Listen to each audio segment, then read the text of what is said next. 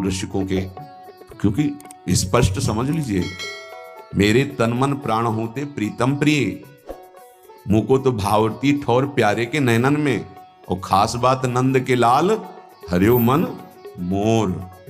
बस ये है हमारी श्री जी की पूजा। अगर समझ पाओ, पकड़ पाओ, श्री जी की पूजा यही है।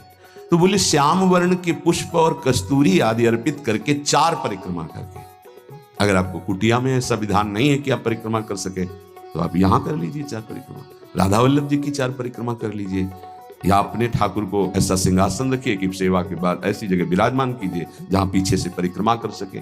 बड़ा महत्व है परिक्रमा का। पूजा की पूर्णता परिक्रमा से ही है।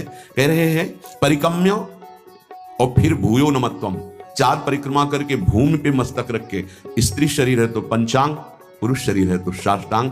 ये बहुत पहले आदेश हो चुका था श्री जी की प्रेरणा से कि हर साधक 11, 21, 51, 108 जितनी शरीर में सामर्थ्य है दंडवत करेंगे। तो ये तो सखी भी कर सकते हैं। प्रगट जिनका स्त्री शरीर है, पंचांग किया फिर खड़े हो गए, मंत्र जपा फिर प्रणाम किया, पंचांग फिर खड़े हो गए, 5, 7, 11 ये तो कर ही सकते हैं ना। इससे निश्चित आप देखना बहुत आनंद का मार्ग है श्री जी की 4 परिक्रमा। अच्छा, सेवा सब आप नहीं कर रहे तो दर्शन कर रहे हैं ना, सब सम्मिलित है सेवा में। निकुंज में सेवा कैसे, एक सखी पत्रावली लगा रही है तो शास्त्रों सखियां तन्मय हो रही हैं उसी पत्रावली में, तो सबकी पत्रावली की सेवा हो रही। एक पान की बीड़ी पवा रहे, सब तन्मय हो रही, तो सबकी बीड़ी सेवा हो रही। ये आंतरिक विषय है। आगे जब मन पवित्र होकर सेवा में जाएगा तो आप देख लेंगे। उसमें थोड़ा होता है कि मैंने पत्रावली नहीं, कि तू हट मैं पत्रावली करूंगी, कल तूने की थी, ऐसा नहीं। सब सखियों में एक ही मन है। अगर एक प्रियाजू को चंवर कर रही है तो अनंतों सखियां चंवर कर रही। ये बात तब समझ में आएगी जब वहां प्रवेश होना। पर मान लो सुन के, ये सुनने को ही मिल रहा है, बड़ी दुर्लभ बात है। श्रीपाद आगे जो कह रहे हैं, क्षिप्त दिव्यहार निष्क कौस्तुभादि चंद्रिकम गंधलिप्त वक्ष आत राधिकांग पल्लवम राधिका विचित्र वेश भूषणादि तत्परम राधयाभिलिंगनोद्गतांति रोम विग्रहम। अंग अंग से रूप कांति प्रकाशित हो रही है हमारी स्वामी जी की। पार्श्व में विराजमान कौस्तुभ मणि धारण किए हुए श्री लालजू महाराज और पल्लवों से आच्छादित लता भवन में और पल्लवों की शैया में जो हमारी प्रियाजू विराजमान, अद्भुत वेशभूषा, श्याम तमाल के समीप मानो कंचन बेली लिपटी हुई हो, ऐसी गूढ़ स्वरूप वाली प्रियाजू। लब्धानन्वम भजन विभवम चैक चोरो निसीथे। बहुत जोर की बात है, चोरी चोरी भजन करना सीखो।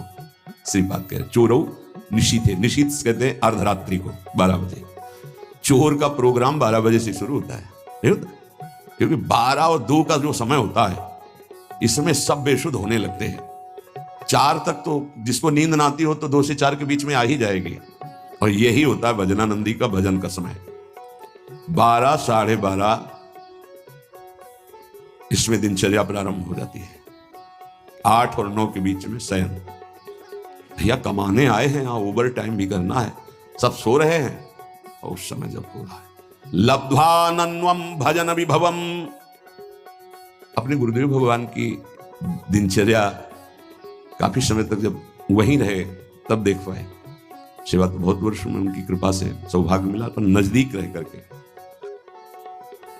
लगभग वो 2-2:30 बजे शयन कर देते और 4:30 बजे दिनचर्या प्रारंभ हो जाती है।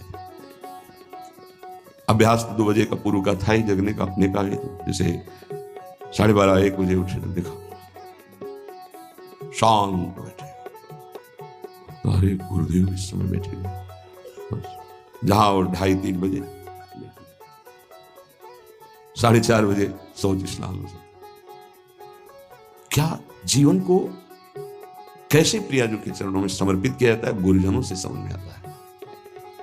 कभी कोई बाल भोग, कभी कोई ब्याहुला, कोई उत्सव, 20 वर्ष नहीं, ये सब यहां हो रहा है। वहां दर्शन कोई गुरु जी की, श्री जी की नहीं।